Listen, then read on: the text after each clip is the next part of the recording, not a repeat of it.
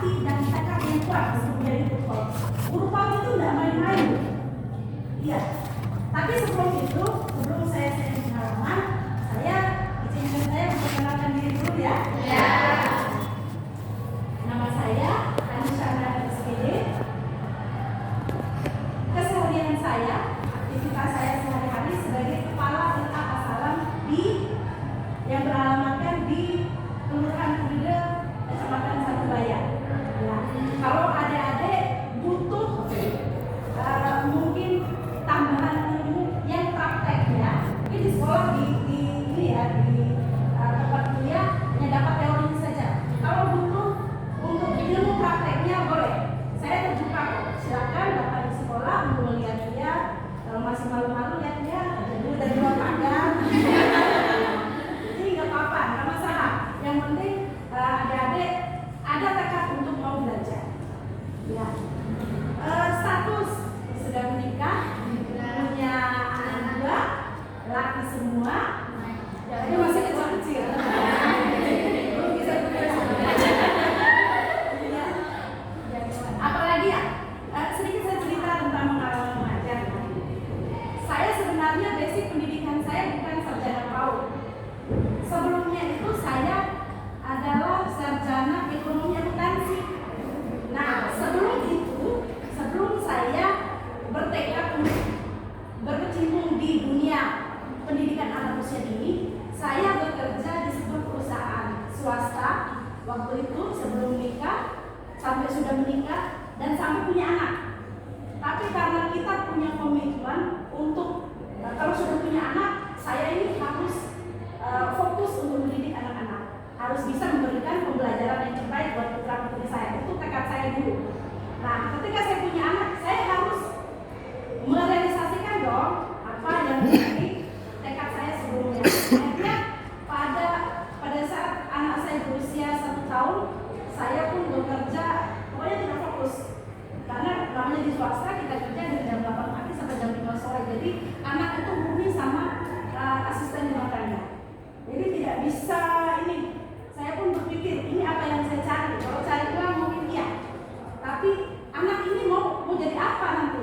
Kalau dibesarkan oleh asisten rumah tangga. Itu yang membuat saya berkomitmen untuk keluar, resign dari tempat saya bekerja.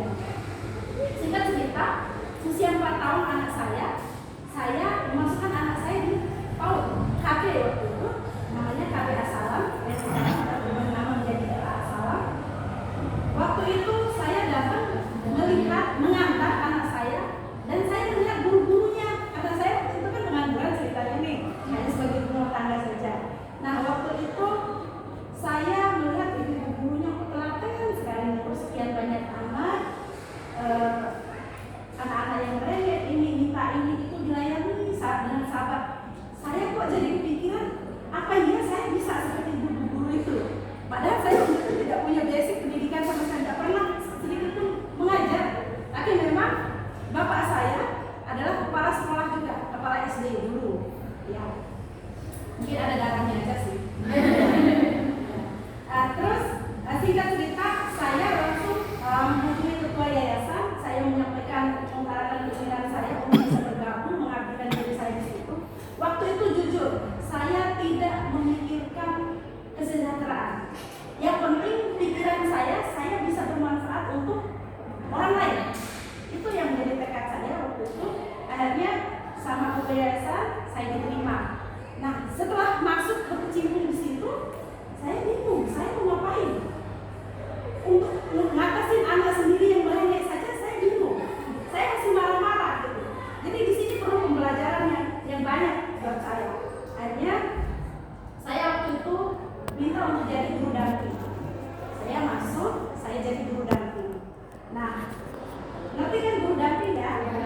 Kalau di TK itu sebenarnya kategori guru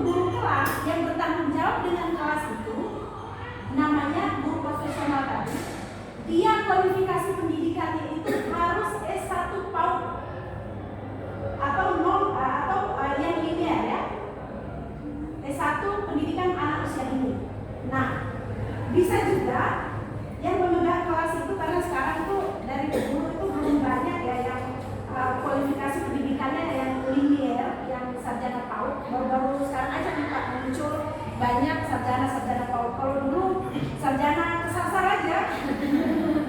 Ya, saya bilang sarjana kesasar karena memang rata-rata di RA khususnya Kota Mataram itu hanya sedikit, hanya beberapa saja yang kualifikasi pendidikan yang linear.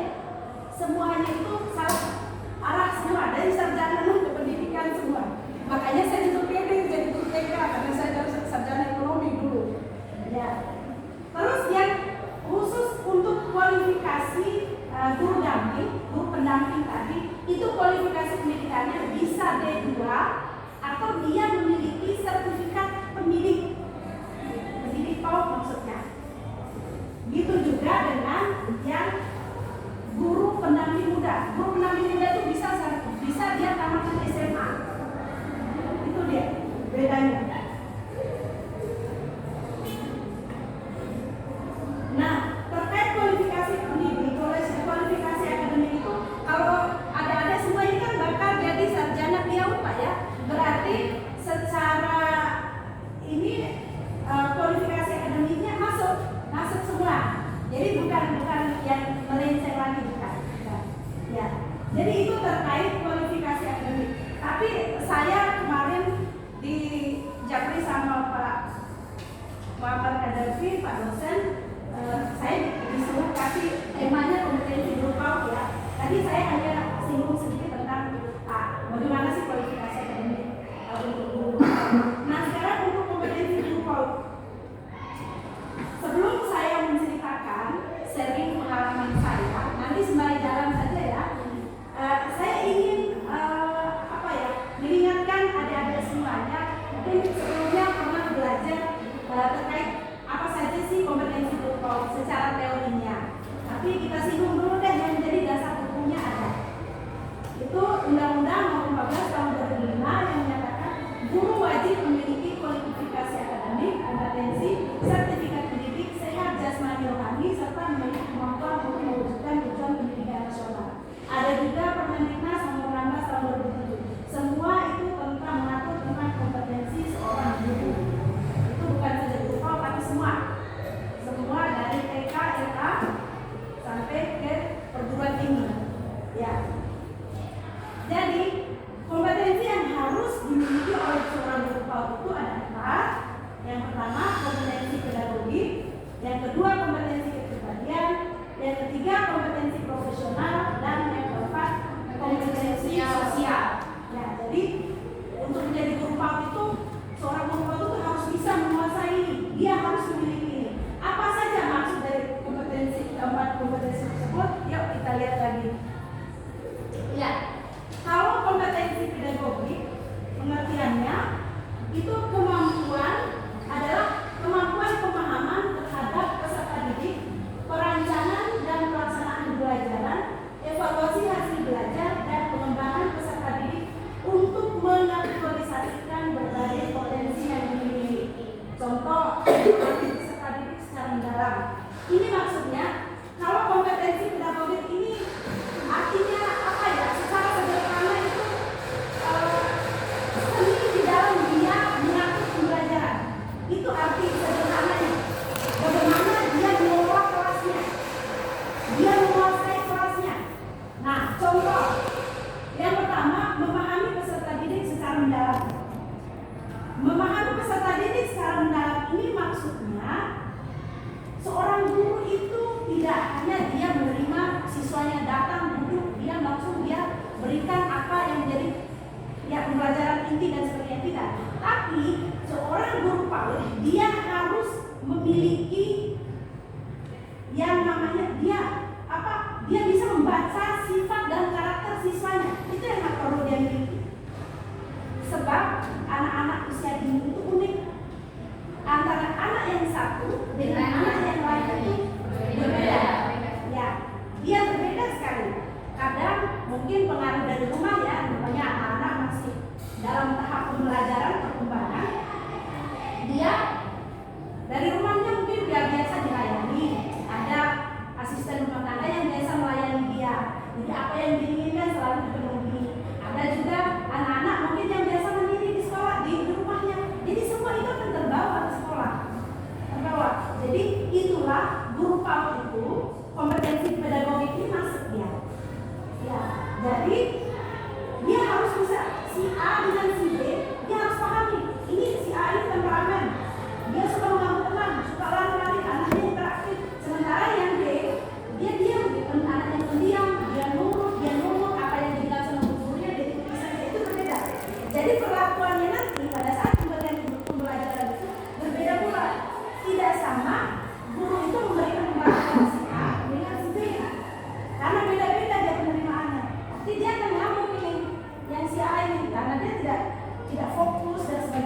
sementara yang satunya dia ngomong.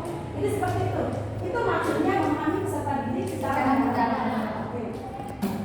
Yang kedua, merancang pembelajaran, melaksanakan pembelajaran, merancang dan melaksanakan evaluasi pembelajaran, mengembangkan potensi peserta didik. Maksudnya di sini bisa saya contohkan, seorang guru itu harus mampu membuat RPPH. Ngerti RPPH? Apa RPPH?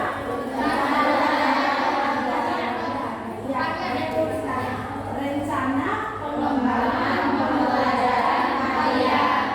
Seorang guru itu harus mampu untuk membuat RPPH. RPPH itu tujuannya, kenapa guru itu harus membuat RPPH di sekolahnya? Ini saya ada bawa satu contoh RPPH. Kalau sekarang ada namanya setelah pandemi, setelah COVID ya. Ini realnya kami di lapangan Pak. Setelah terjadinya pandemi COVID, itu dikenal ada namanya RPPH 1 lembar. Saya nggak tahu tuh. Yang dulunya RPPH itu ada sekitar minimal 2 lembar dulu, karena dibuatnya secara bukan vertikal ya, tapi bukan apa sih istilahnya kalau di komputer itu landscape ya. Cara biasanya begini kan, karena dia banyak. Ada namanya KIKD, kompetensi inti dasar, ada kegiatan pembelajarannya apa, ada namanya karakter yang ingin dicapai itu apa, indikatornya apa, tujuannya apa, alokasi waktunya apa. Jadi dibuat secara landscape dulu. Makanya tidak cukup 1 lembar, dia pakai 2 sampai 3 lembar, tergantung dari pengembangan dari RPPH. Tapi sekarang setelah pandemi, setelah naik menteri kita yang baru, Mas Menteri, kita biasa kenal Mas Menteri. Kita dibuat simpel. Jadi kita hanya dikasih RPPH 1 lembar, tapi semua sama dengan yang sebelumnya. Di sini tercakup semua. Jadi tidak perlu dibuat kolom per kolom seperti dulu. Sekarang langsung dia RPPH 1 lembar. Tetap kelihatan mana yang menjadi kegiatan awal. Coba siapa yang bisa untuk membuat RPPH apa saja isi dalamnya? Belum ya? Sebenarnya saya kan sehari-harian nggak mengajar ya, tapi paling tidak saya tahu ya, karena guru-guru saya setiap hari harus membuat RPPH dan saya harus menandatangani itu sebelum mereka action. Nah, kalau RPPH itu ada kegiatan awal, ada kegiatan inti, ada kegiatan penutup. Ya, ada 3 bagian dia. Kalau kegiatan awal itu dari gurunya datang ke sekolah, ada penyambutan kedatangan anak.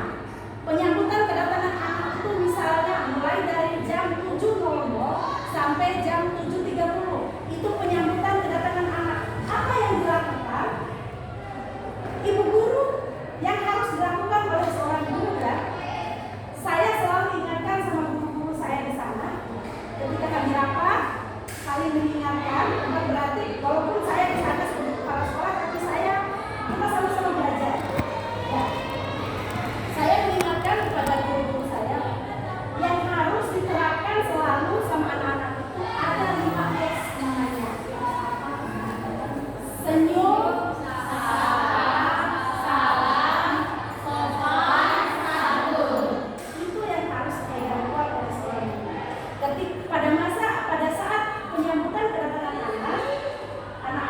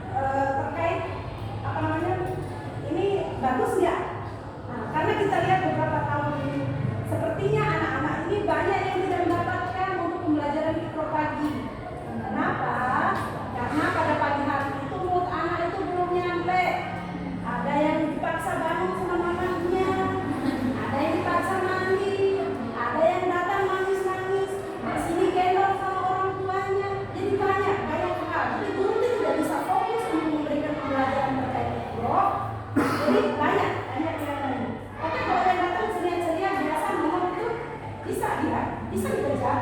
Cuma itu tadi, akhirnya saya rubah jam tadinya jam 8 Pak, jam setengah 8 itu saya rubah ke akhir, jam terakhir. Setelah anak-anak berdoa untuk sudah ini penutup ya, terkait RPPH sudah penutup, itu baru kita alihkan 1 jam terakhir itu masuk ke program Ikro. Jadi ya Ikro siang, anak-anak itu semuanya dapat jadinya karena mereka sudah selesai bermain bersama, masih semangat. Jadi untuk menerima pembelajaran terkait Ikro itu gampang masuk. Tidak ada lagi yang main-main, karena mereka tadi sudah makan bersama, sudah bermain bersama. Jadi kita arahkan itu gampang. Ya, moodnya sudah bagus ya. Makanya sekarang berarti saya memindahkan program ini udah bagus nih. Jadi nggak salah. Oh, pindah ya.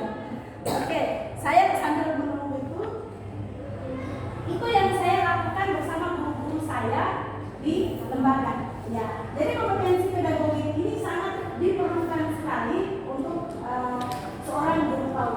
Jadi tadi itu merancang dan melaksanakan evaluasi pembelajaran udah masuk semua kan, dan sampai mengembangkan potensi peserta didik. Ini tujuannya, misalnya gurunya bisa lihat nih, misalnya ada di isi RPPH-nya misalnya ada mewarnai misalnya. Di situ gurunya bisa lihat, oh ini anak ini bakatnya di sini ya, oh anak ini, dan misalnya itu bisa dilihat. Gurunya itu selalu membuat penilaian, ada catatan khusus, ada namanya catatan anekdot. Udah pernah dengar? Nanti pasti dapat. Anekdotnya ada. Ya. Ya, ada untuk penilaian guru terhadap siswanya itu ada. Ada catatan anekdotnya, ada macam-macam untuk catatan penilaian harian guru itu ada. Jadi guru PAUD itu seperti biasanya kata orang selama ini ya, mindset itu yang seharusnya kita berusaha kami di lembaga untuk hilangkan. Biasanya orang-orang tuh menganggap apaan sih guru PAUD, guru TK, guru LA itu hanya datang ngajarnya ini terus pulang. Enggak sama sekali. Malah lebih berat kita daripada yang SD, SMP, SMA. Karena kita ini mendidik orang-orang yang benar-benar kosong. Harus kita isi. Kalau salah kita isi, salah dia untuk depannya. Makanya RA, KB, PAUD dan sebagainya itu adalah fondasi dasar tempat kita untuk menanamkan pendidikan karakter, akhlak, kalimah dan sebagainya itu di PAUD, di RA, di TK. Jadi salah kalau ada mindsetnya orang tua yang melakukan seperti itu. Saya yang sangat tidak setuju. Makanya setiap kali saya ada rapat dengan wali murid, saya selalu mengingatkan wali murid. Karena kita ini guru PAUD selalu dalam seperti ini. Apaan sih guru PAUD? Iya, padahal kita itu untuk menempuh itu ngambil linier itu butuh waktu 4 tahun kan ada ya. Semoga enggak 5 tahun. Amin. Kegiatannya 7 tahun, beda. Kalau bisa 3 tahun, 3 tahun. Semoga dimudahkan. Ya, saya tidak tahu. Oke, kita masuk ke kompetensi kepribadian ya. Kompetensi kepribadian di sini kemampuan personal yang mencerminkan kepribadian yang mantap, stabil, dewasa, arif, berkawan, jadi teladan bagi peserta didik dan beramal. Ini yang harus dimiliki oleh seorang guru PAUD terkait kompetensi kepribadian. Dia harus yang pertama harus beriman dan bertakwa dong. Ya. Yang kedua mantap dan stabil. Maksudnya mantap dan stabil. Dia itu harus punya jiwa apa ya? Tidak meragukan apa yang disampaikan. Iya.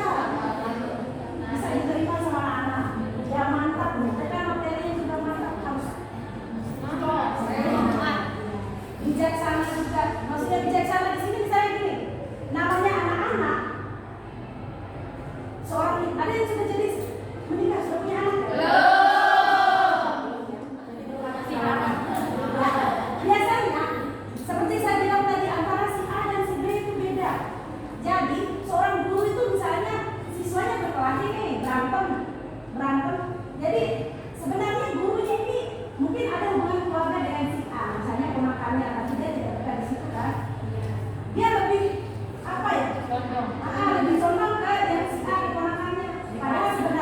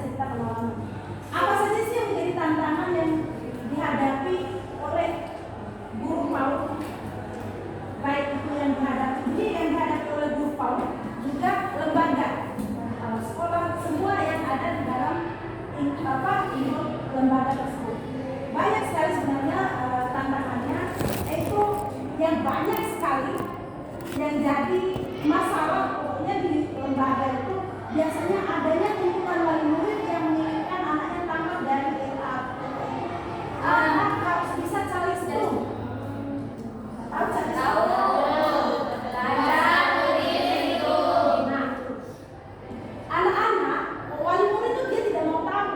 Padahal sebenarnya tujuannya memasukkan anaknya sekolah di PAUD itu bukan untuk belajar membaca dan menulis juga.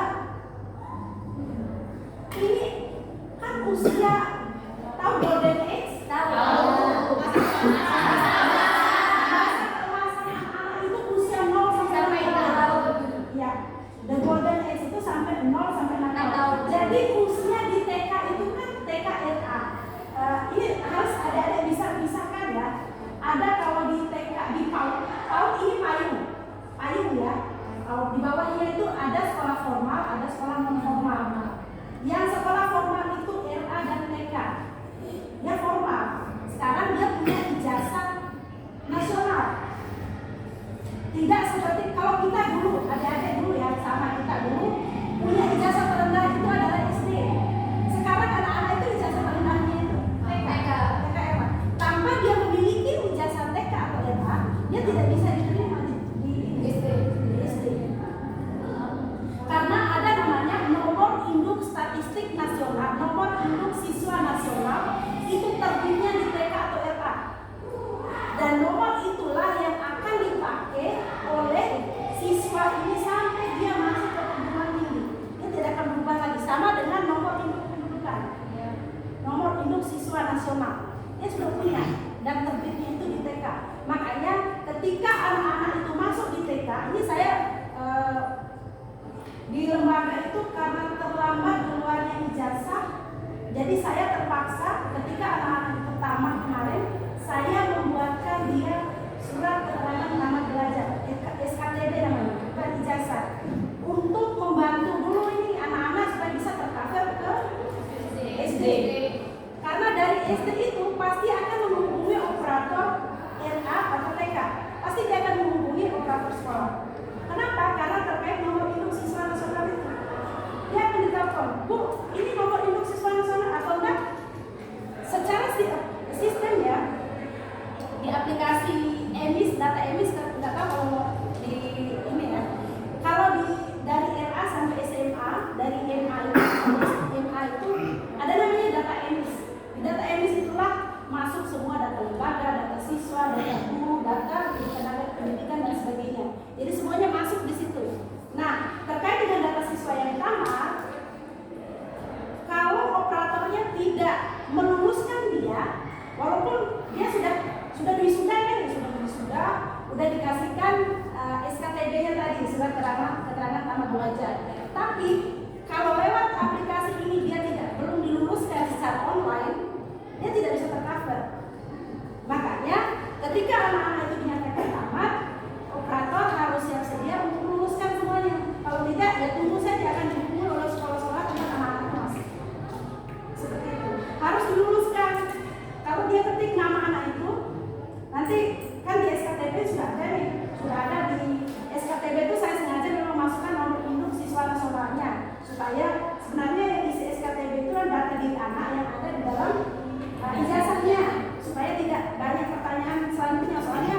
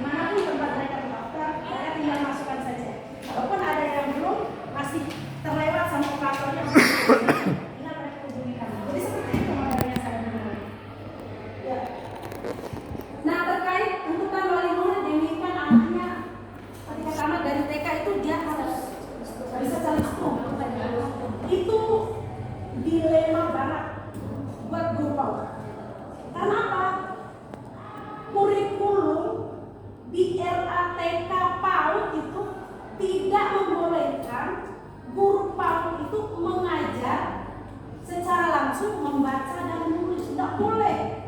Karena anak-anak TK itu dia belajar sambil bermain seraya belajar. Jadi seperti itu dia.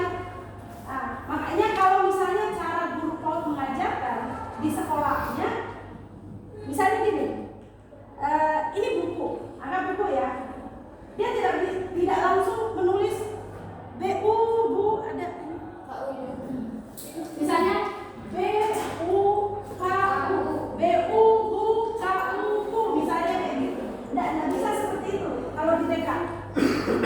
Cara mengajar guru-guru PAUD itu tidak bisa langsung, karena memang kurikulumnya yang mengajarkan seperti itu, yang melarang. Misalnya buku. Anak-anak sudah diajarkan B, U, K, U, B, U, Bu, K, U, Bu, tidak bisa. Tidak boleh seperti itu kalau kita di TK. Caranya, gurunya itu pegang dulu bukunya. Anak-anak ini apa namanya sayang? Buku, Bu Guru. Nah, kalau buku itu coba sebut buku. Berarti huruf apa pertamanya? Kalau buku, anak-anak kan sudah A, B, C kan biasa gitu kan? Coba semuanya biar segar.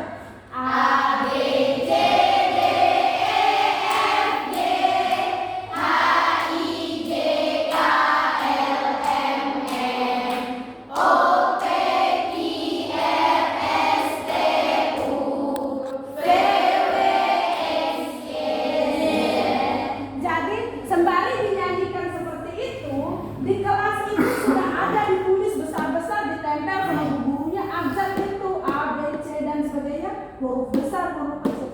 Sembari itu setiap hari itu A, B, C. Jadi anak-anak secara tidak langsung mereka ingat kan? Nah, untuk mengajarkan yang buku tadi, dilihatlah hurufnya, kira-kira ini hurufnya apa?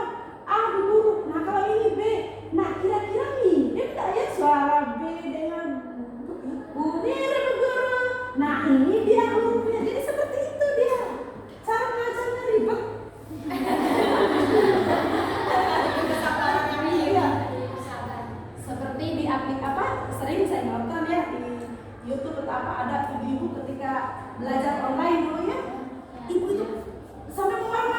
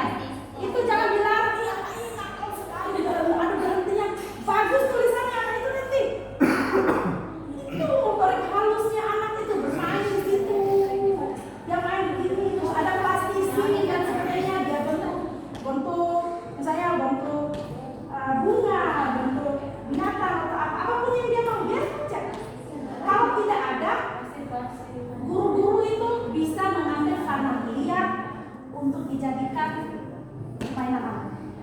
Yang penting ini yang dilatih anak-anak, bukan diajarin membaca, enggak. Sambil mereka bermain, ayo anak-anak, misalnya tema binatang di TK itu kan ada sekitar 11 tema kalau nggak salah, selama 1 tahun pembelajaran itu ada sekitar 11 tema. Itu diajarin misalnya tema binatang, tergantung dari temanya ya. Itu ya kan masuk di ya, jadi tergantung dari ini pengembangan dari tema yang ada. Jadi misalnya gini, tema binatang tadi, anak-anak diambilkan. Kalau misalnya gurunya misalnya di sekolah itu dia secara apa ya, karena mungkin dia kurang mampu untuk membeli APD dalam, ya APD dalam, mungkin bisa guru meminta orang tua untuk supaya anak-anak besok bawakan masing-masing satu PlayStation atau apa gitu kan, supaya anak-anak tuh besok begini dia main. Ayo anak-anak kita buat burung atau apa gitu lah.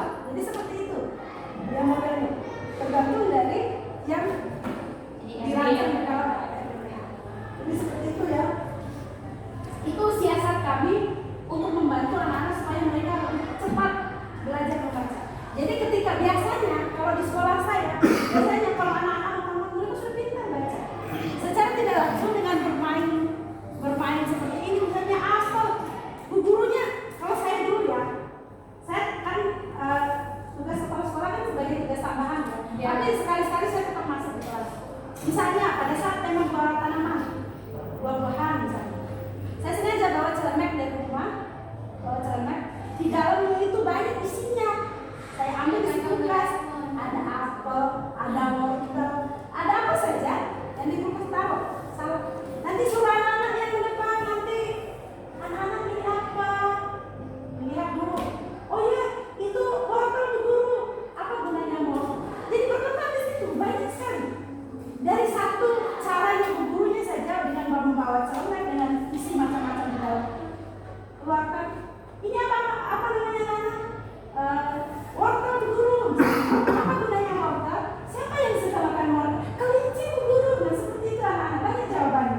Saya Bu Guru kadang seperti itu. Jadi beragam jawabannya anak-anak. Jadi gitu ya. Yang kedua, banyaknya pertanyaan kritis dari anak-anak. Anak-anak tahu itu unik.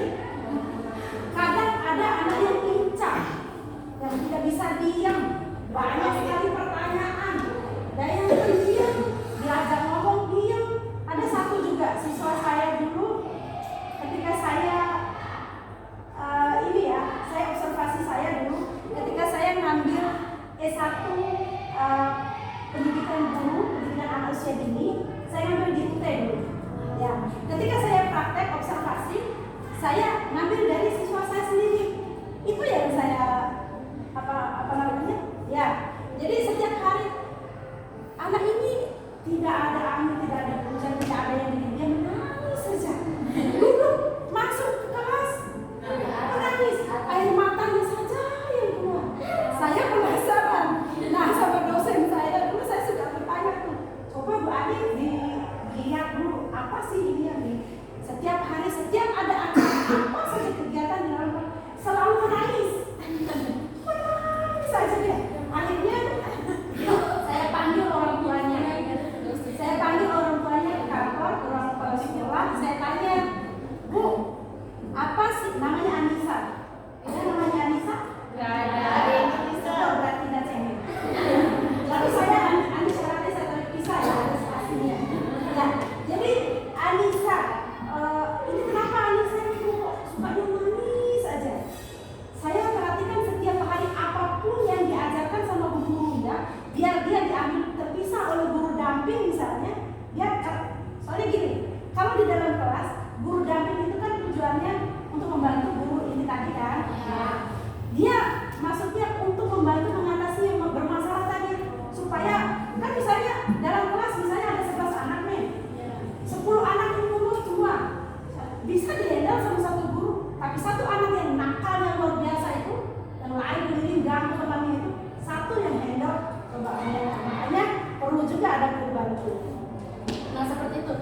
rapi. Ketika anak ini, gurunya juga bingung, didudukin, ditungguin sama bu gurunya. Ini anak kenapa? Juga nangis aja air mata. Sampai akhirnya kita sudah dapatkan jawabannya itu, dia tidak bisa keramaian. Iya, dia tidak bisa keramaian. Kalau ada temannya aja yang berisik aja dia nangis. Itu ibunya bilang, di rumah juga begitu bu. Kalau ada yang nangis yang ribut aja dari luar, dia nangis. Akhirnya saya coba, ingin saya lihat. Ketika anak-anak sudah pulang, saya coba ini. Saya bilang sama mamanya, bu jangan sempat jemput ya. Anissa jangan jemput sekitar 15 menit sudah pulang lah. Nanti saya yang handle dulu sebentar. Ketika teman-temannya sudah pulang, dia masih menangis saja. Ketika teman-temannya pulang, saya datang dia, saya peluk dia, saya ajak ngomong, dia mau dia biasanya dia aja. Tadi ketika saya ajak ke kantor, ayo main sama bu guru yuk. Saya ajak main dia, saya gambarin apa gitu ya. Akhirnya tidak ada nangis. Oh berarti betul kayak tidak boleh yang ribut. Saya juga tidak tahu tuh harus pakai terapi apa supaya dia harus sendiri di dunia ini. Kita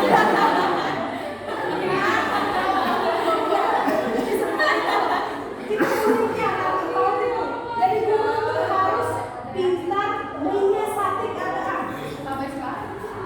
Saya tidak tahu sekarang sudah lama jadi beban saya. Betul, saya belum beban.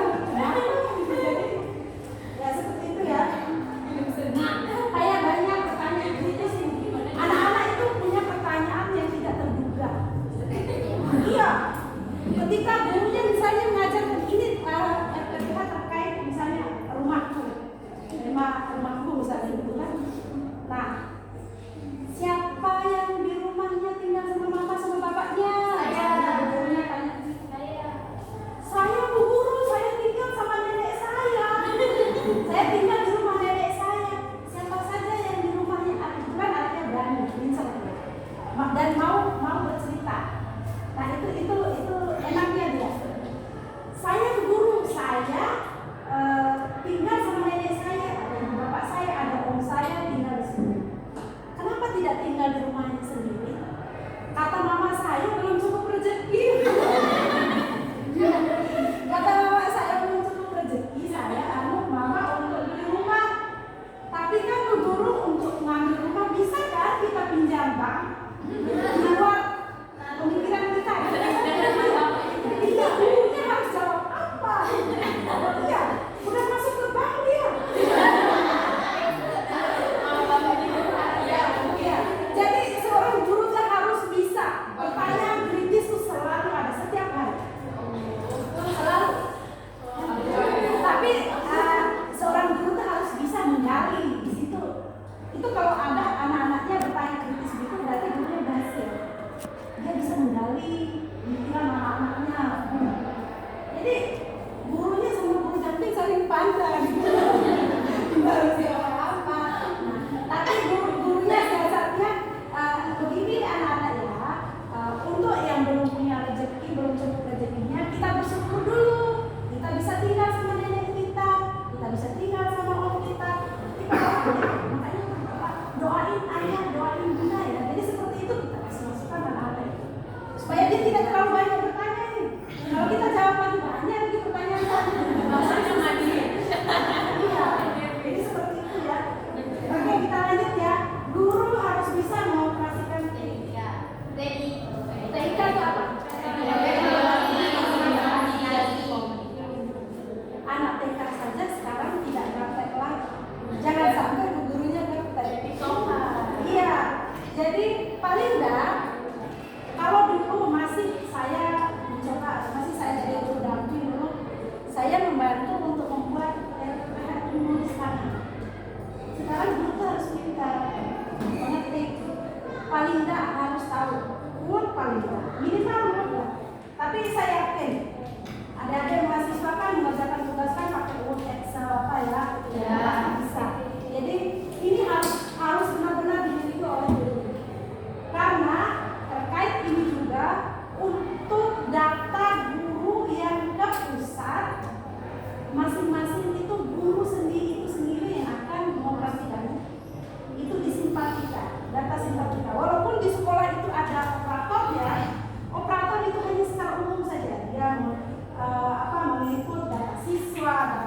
olahraga, terkait data tenaga guru dan pendidikan dan sebagainya. Tapi khusus untuk data simpatika, data masing-masing guru dihandle sama guru sendiri. Kalau dia tidak bisa menghandle itu, maka dia akan ketinggalan informasi. Makanya banyak yang bilang dia tidak boleh jahat sama seorang operator sekolah. Kalau tidak, bisa jadi sertifikasinya. Iya, itu seperti itu. Karena banyak teman-teman guru yang gaptek. Karena itu tadi, dia tidak mengerti. Padahal dia sudah sarjana PAUD, sudah linear kan, sudah sertifikasi pula. Tapi karena ketidaktahuannya tentang etik ini, dia menjadi tertinggal. Terus dia ada rada-rada benci misalnya. Kalau operatornya nggak mau tahu, saya kan selesai. Tamat riwayatnya, dia tidak dapat apa-apa. Iya, makanya harus baik-baik. Ini rahasia ya. Besok kalau udah jadi guru PAUD, harus baik-baik sama operator. Iya betul. Karena nyawanya lembaga itu ada di operator. Operator misalnya gini. Kalau di lembaga itu kan untuk dana bantuan operasional lembaga itu kan ada di DOP namanya ya. Dana operasional pendidikan. Itu dihitung satu siswa itu 600.000 per tahun per siswa. Jadi kalau misalnya operator nih dia lagi nggak enak hati sama kepala sekolahnya, saya cut aja ini siswanya, nggak usah saya masukkan misalnya bisa 1.200.000, saya lumayan, gitu seperti itu. Jadi jangan sampai ya kembali lagi tadi ya, kompetensi sosial. Bagaimana cara kita berkomunikasi dengan siswa kita, dengan teman sejawat kita, tenaga pendidik, tenaga pendidikan, dengan wali murid, dengan masyarakat pada umumnya, itu masuk di kompetensi sosial tadi. Ya, jadi itulah yang harus dimiliki oleh seorang guru. 4 ini sudah mencakup semuanya. Ya? Ya. Nah, ini sudah masuk ya. Ini guru harus bisa menguasai dan paham menjadi kompetensi sosial.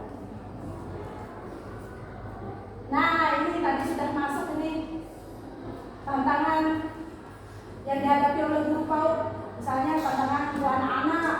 Nih, siswa baru. Biasanya pada saat penerimaan siswa baru proses awal masih banyak yang tidak mau ditinggal sama orang tuanya. Selama sebulan lebih kemarin, inaknya ikut belajar di kelas. Tidak mau lepas. Iya. Karena kalau ibunya datang, dia meluk terus, tidak mau lepas sama sekali. Jadi guru itu harus bisa memberikan semangat edukasi kepada anak-anaknya supaya terbiasa mandiri. Mungkin hari pertama, hari kedua kan ada namanya masa kayak masa orientasi siswa baru kan? Ya. Jadi di situ kalau di program Aksara itu kan ada pengenalan lingkungan sekolah, pengenalan ruangan kelasnya, mana namanya kantor, mana namanya semua diperkenalkan. Ya, ini namanya masjid. Jadi supaya nanti pada saat mereka masuk belajar seperti biasa, mereka tidak kaget lagi. Mereka sudah familiar dengan lingkungan belajar mereka. Itu tujuannya kenapa kita adakan masalah. Dan kalau untuk masa orientasi siswa baru itu, kalau untuk TK itu 6 hari. Tapi kalau untuk SD, MI, SMP, MTS, MA, SMA 3 hari saja. Tapi kalau di TK itu 6 hari. Karena banyak sekali yang harus namanya orang yang tahu apa-apa. Dia asli tidak tahu apa-apa, apalagi kelas A. Usianya baru 4 tahun, 3,5 tahun. Masih nempel aja sama mamanya, tidak mau lepas. Tapi lama-lama dengan edukasi tadi supaya anak itu belajar mandiri itu, terbiasa mandiri itu tugas guru, itu tantangan. Tapi dari pengalaman semua bisa diatasi. Paling banter itu 1 bulan itu. Nanti dia malu sendiri. Teman-temannya udah belajar lari-lari ceria dan sebagainya, dia masih aja gigit gini nempel terus sama ibunya. Lama-lama dia malu. Sambilan gurunya memberikan pengertian. Kalau datang sekolah itu tidak apa-apa kan kalau bisa lepas dari mamanya dulu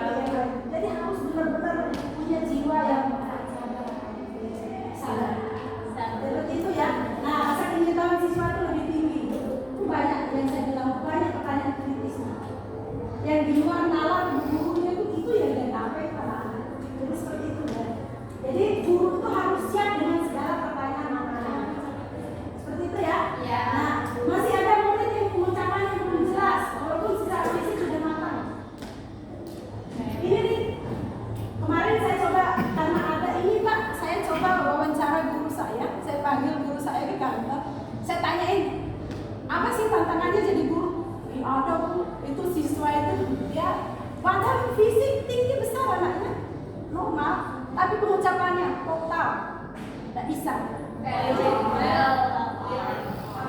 Kalau buku lama di mulut, seperti itu dia susah. Jadi itu butuh kesabaran ekstra dari gurunya untuk melatih dia pengucapannya. Ya, jadi seperti itu. Karena anak-anak itu tidak, kalau di SD, SMP, SMA kan secara umum ya, anak-anak ayo 35 berapa ya? Nah, semuanya bisa tercapai. Kalau anak TK nggak bisa seperti itu. Makanya tadi guru itu harus bisa mengenal karakter dan sifat anak-anak itu mendalam. Seperti itu dia. Nih, anak-anak belum bisa menempatkan sosio-emosional belum pada tempatnya. Ini maksudnya yang tadinya kebiasaannya di rumah misalnya, yang tadinya kebiasaan melempar barang, apa yang dia inginkan harus terpenuhi, di sekolah nggak bisa ada seperti itu. Lama-kelamaan tugas guru itu harus bisa harus bisa mengajari anak. Oh dek, kalau begini nggak boleh ya, harusnya begini. Jadi sosial-emosional masih ada nih. Seperti itu ya. Ini hasil wawancara saya dengan guru saya, karena saya jarang masuk kelas. Jadi guru yang saya panggil supaya apa yang saya sampaikan sama anak clear. Ya, tidak saya karang-karang. Ya. Untuk orang tua mungkin di sini ya. Ya, untuk orang tua nih, banyak orang tua ini kan anaknya sudah bisa cari stok tadi sudah. Masih ada orang tua yang nungguin anaknya sudah. Orang tua banyak kan maunya instan dan cepat-cepat dilayani, padahal itu proses. Kemarin saya didatangi oleh bapak-bapak. Ini kemarin ini, dia marah. Dia bilang, kan ada WA group ya, susun wali murid. Dia tanya, ini bapak ini hampir setiap hari nanya, Bu, jam berapa anak pulang? Setiap hari nanya.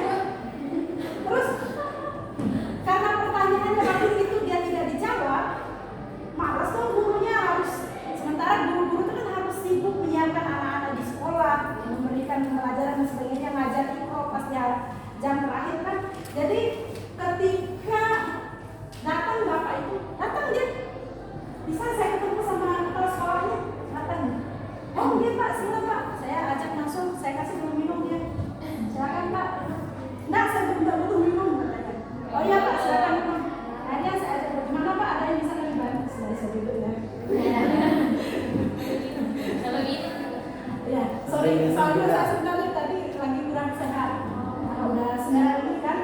Cuma karena saya semangat membagi sharing pengalaman dengan adik-adik, nggak apa-apa. Saya semangat.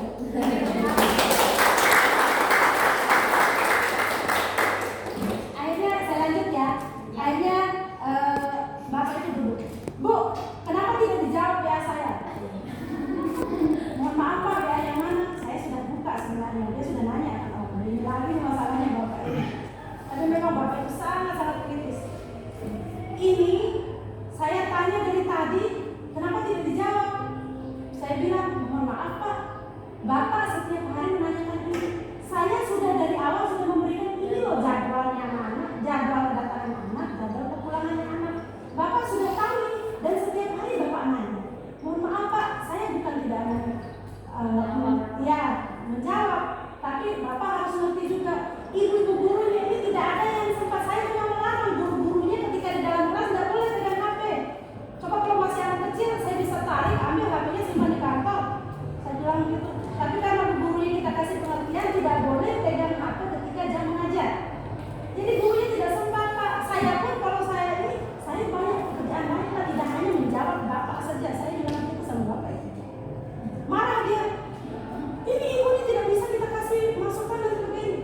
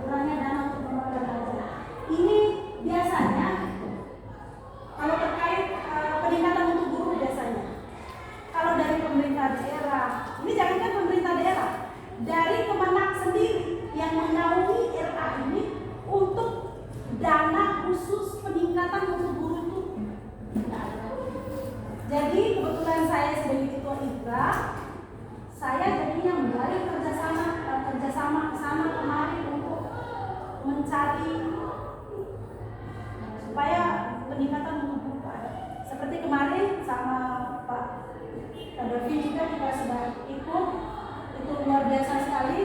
Saya juga menyampaikan pada saat saya parenting dengan bayi Nuril terkait bahaya penggunaan gadget dan sebagainya itu, walaupun tidak sedetil dengan yang disampaikan oleh narasumbernya sebelumnya, karena kita kan hanya mengutip saja, itu alhamdulillah bisalah kita sampaikan, walaupun nanti penerapannya tergantung orang tua masing-masing wali murid. Jadi seperti itu ya. Jadi untuk dukungan ya pemerintah tuh kurang, kecuali BOP tadi. BOP tadi itu kan diperuntukkan untuk 600.000 per anak per tahun, itu tidak dikasihkan ke anaknya, tapi diberikan keleluasaan kepada lembaga untuk mengelola. Nah dari situlah kita masuk ke kesejahteraan guru nih. Dari situlah saya saya menyisihkan. Biasanya saya kalau untuk insentif guru itu biasanya saya mungkin 30%, 40% tergantung dari dana yang keluar itu yang saya kasih. Jadi bisa dirangkal. Jadi kalau terkait ngomong kesejahteraan guru itu, namanya kita ini ya swasta ya, dan di situ di sekolah saya itu belum ada yang guru yang sertifikasi. Saya belum sertifikasi kok, belum, walaupun saya sudah linear lama. Itu susah juga di sana. Jadi untuk bulanannya guru-guru itu hanya saya ambilkan dari iuran wali murid SPP-nya. Untuk pengelolaan SPP itu, ini cerita sebagai kepala sekolah ya, bukan guru dari luar. Kalau untuk pengelolaan SPP itu saya SPP-nya 20.000 sebulan.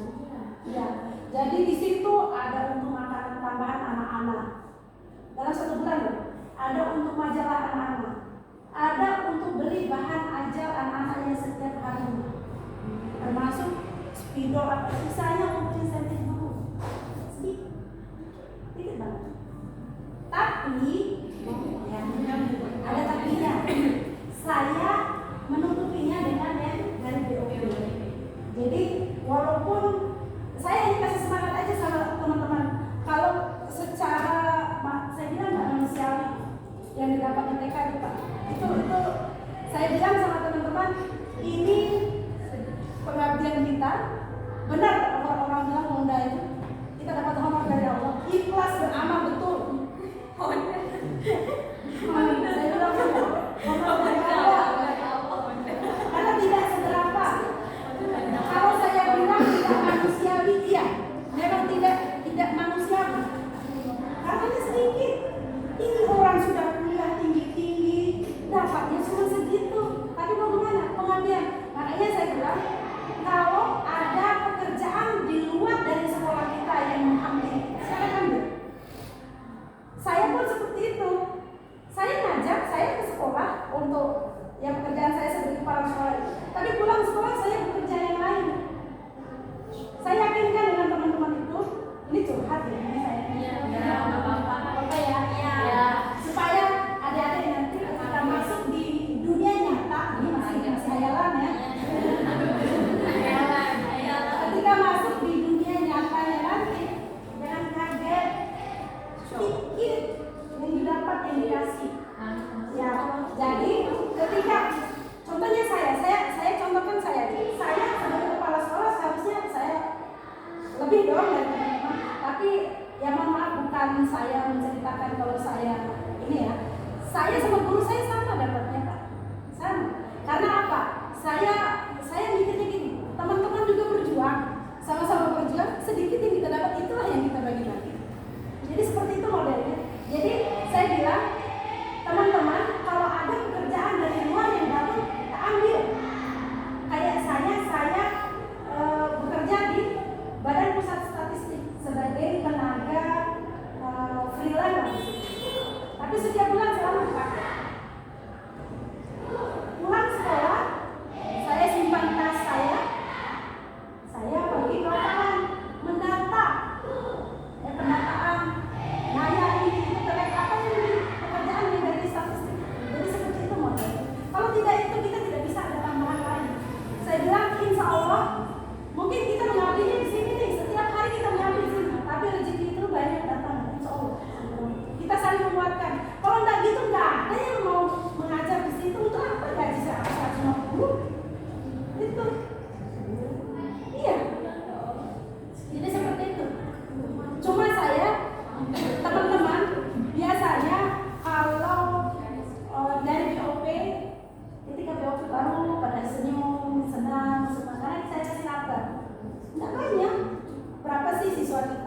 Misalnya siswa saya ada 70 atau seperti itu. Jadi saya pun sama ratakan bagi, walaupun saya kepala sekolah sama saya bagi sama teman-teman karena memang kita sama-sama berjuang. Ya. Jadi saya bagi tanda tangan bersama ini sudah sama-sama kita. Tapi apa? Guru RA itu walaupun udah punya uang bajunya selalu baru. Iya. Setiap tahun ganti saya. Ada seragam baru. Bu guru potong dah dari oke kita beli baju baru yang sudah biasa dan ganti tampilnya. Eksis ya. Eksis. Walaupun udah punya uang, itu dia. Jadi makanya banyak orang kan heran sampai ketua yayasan pun, Bu Ani katanya nggak punya uang, tapi kok sekarang bagian cantik. Saya bilang, Pak, mohon maaf, ini teman-teman dari uang yang mereka dapat sendiri di BOP. Mereka sendiri yang minta supaya dipotong. Itu sudah rame-rame kita ke toko itu, udah cari yang warnanya senada seragam, udah jadi sudah. Pokoknya hari sudah itu yang tunggu-tunggu supaya pakai baju baru.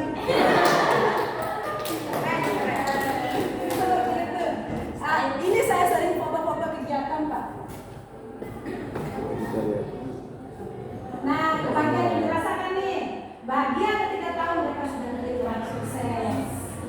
Ya, bahagia ketika mereka berprestasi di sekolahnya yang sekarang. Banyak. Biasanya anak-anak saya yang tamat dari Salam itu masuk di ada SD 50, namanya SD favorit memang di satu bagian sana.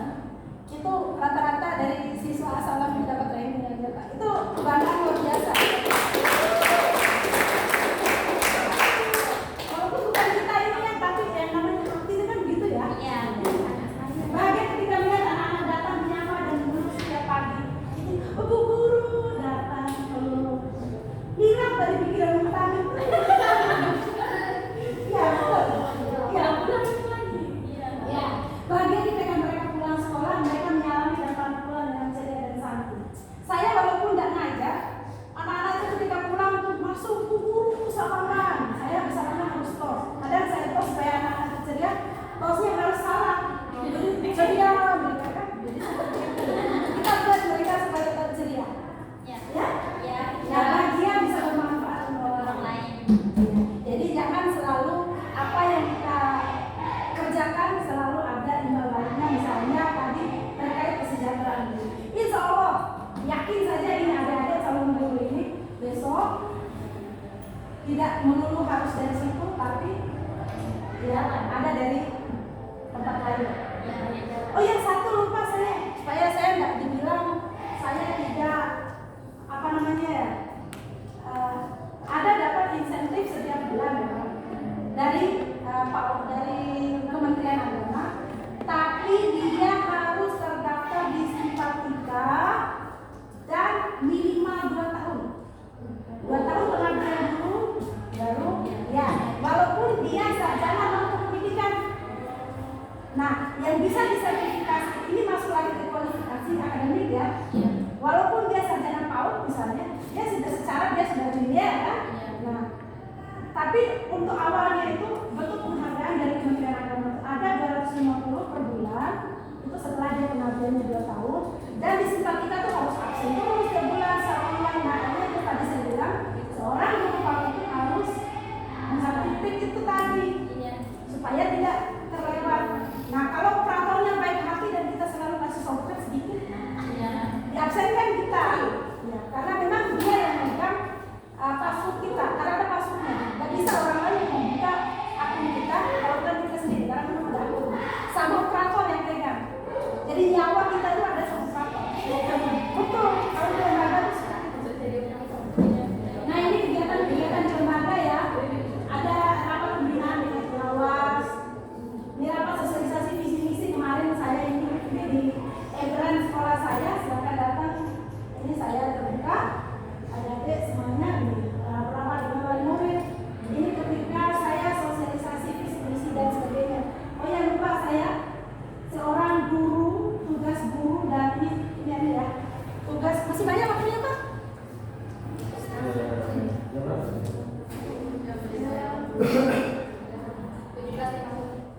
Itu sampai jam berapa? Oh, sudah lewat ya? Udah lewat. Ini kan tinggal foto-foto ya. Tapi poin-poinnya sudah dapat kan kita ya. Iya, tinggal ini saya cerita kegiatan-kegiatan sini. Sama ini tadi saya tambah sedikit ada dia. Untuk di LA itu dia harus memiliki ini sebagai pegangan acuan bagi seorang guru untuk membuat yang namanya program semester, yang namanya RPPM. RPPM apa? Program semester, RPPM, RPPH. Ini acuannya. Ini program tahunannya namanya kalender akademik.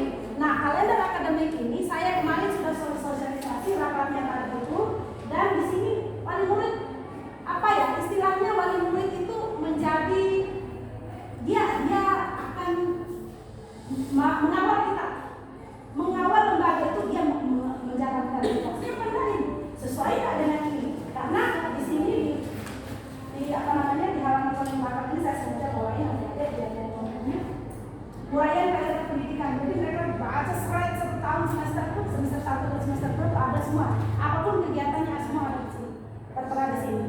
Termasuk di kalender ini ada tertera 10 tema, 11 tema tadi di sini.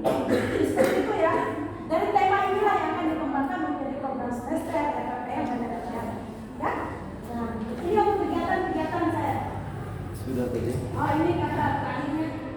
Nah, ini wisudanya kemarin, wisuda pelepasan. Ini di yang ini. Hebat kok kalau anak TK itu pasti wisuda ya. Coba pakai toga coba. Nah, ini saya pernah seminar pelepasannya ini di Transmart. Ya.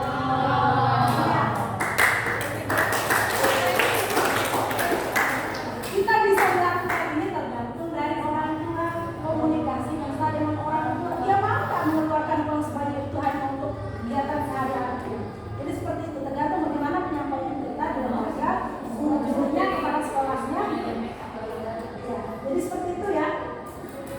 Bila siswa tidak bisa belajar dari cara kita mengajar, mungkin kita lah yang harus membuat cara mengajar. Ya? Tepuk tangan dulu dong.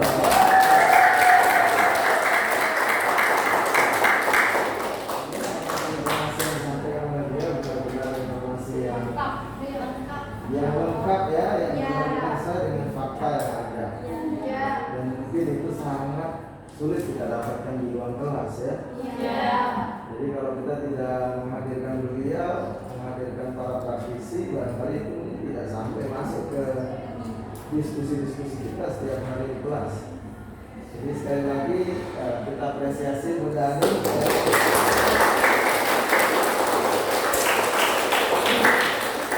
doakan mudah-mudahan tetap sehat ya. Saat kalau ketemu sama kita, ya mudah-mudahan bisa sharing lagi informasi, atau mungkin nanti siapa tahu bisa memberikan informasi terkait dengan lowongan pekerjaan guru-guru. Siapa tahu guru asal ada yang ngambek keluar gitu kan, ada yang ganti kita ini kan. Nah, sekarang kan peluang menjadi guru LA itu sangat besar gitu ya. Tergantung sekarang yang pertama yang harus kita terapkan adalah niat dulu ya. Tadi kan kita sudah mendengarkan faktanya seperti itu ternyata ya, tetapi kita tidak tahu, barangkali dari keikhlasan itulah dapat pekerjaan-pekerjaan yang lain, dapat kenalan seperti kenal dengan kita di sini. Itu kan semuanya berkat kita nggak tahu, itu berkat keikhlasan beliau mengajar. Akhirnya dipertemukan dengan orang ini, orang itu, dapat kesempatan melakukan ini, melakukan itu. Ya mungkin kalau beliau tidak mengabdi sebagai guru era, kesempatan itu tidak ada. Kan kita tidak tahu ya. Nah ini karena waktunya sudah sore, ya nanti mudah-mudahan suatu saat kita bisa menjalin silaturahmi lagi sama beliau. Karena jumlah kita banyak, tentu saja kan kita beliau mungkin tidak bisa mengenal satu. Jadi nanti lihat doanya beliau baik-baik. Manis ya? Manis. Harus pede loh.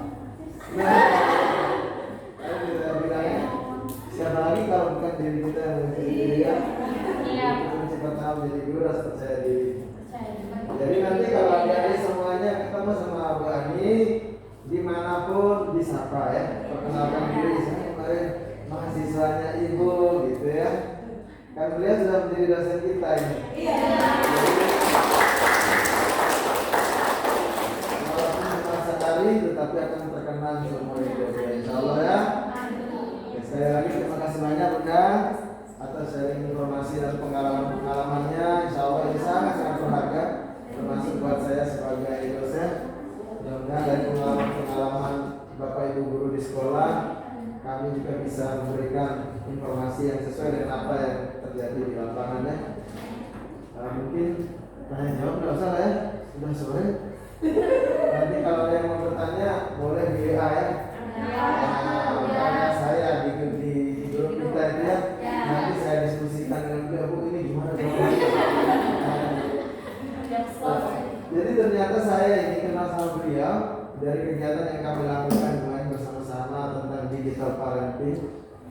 Terus punya usut, telepon-teleponan, Bunda ternyata sama-sama orang Bojo juga ya. Jadi ternyata beliaunya asalnya dari Dompu ya. Asli. Ada yang dari kamu? Ada. Orang Dompu di ini cukup banyak juga orang Dompu dan dari SPT di mayoritasnya orang Dompu ya. Jadi beliau ini orang Dompu ya, saudara kita artinya orang NTB ya. Jadi kalau ada apa-apa melalui apa namanya perkenalan yang singkat inilah barangkali di suatu saat justru yang mengantarkan kita ke dalam kesuksesan kita. Dan ucapkan terima kasih semuanya buat adik-adik atas partisipasinya. Mudah-mudahan apa yang didengarkan tadi ada manfaat. Sekali lagi kita berikan aplaus.